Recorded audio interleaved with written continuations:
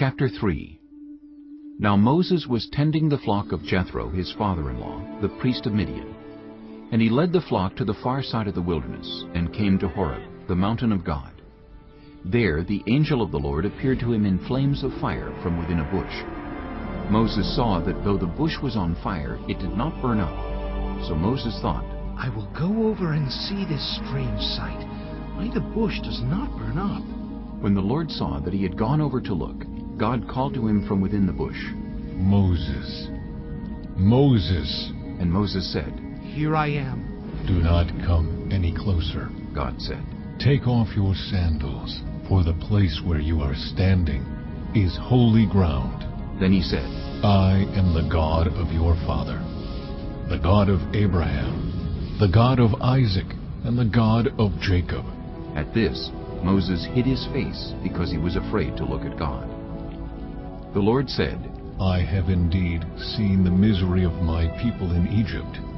I have heard them crying out because of their slave drivers, and I am concerned about their suffering. So I have come down to rescue them from the hand of the Egyptians, and to bring them up out of that land into a good and spacious land, a land flowing with milk and honey, the home of the Canaanites, Hittites, Amorites, Perizzites, Hivites, and Jebusites. And now the cry of the Israelites has reached me, and I have seen the way the Egyptians are oppressing them.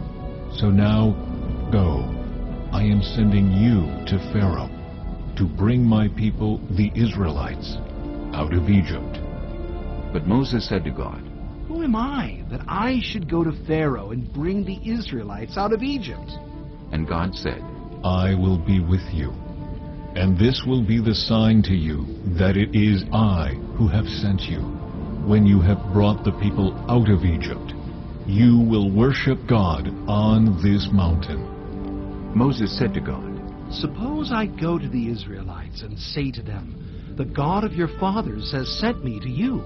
And they ask me, What is his name? Then what shall I tell them? God said to Moses, I am who I am. This is what you are to say to the Israelites. I am has sent me to you. God also said to Moses, Say to the Israelites, The Lord, the God of your fathers, the God of Abraham, the God of Isaac, and the God of Jacob, has sent me to you.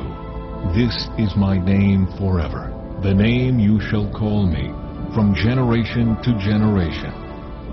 Go, assemble the elders of Israel, and say to them, The Lord, the God of your fathers, the God of Abraham, Isaac, and Jacob, appeared to me and said, I have watched over you, and have seen what has been done to you in Egypt.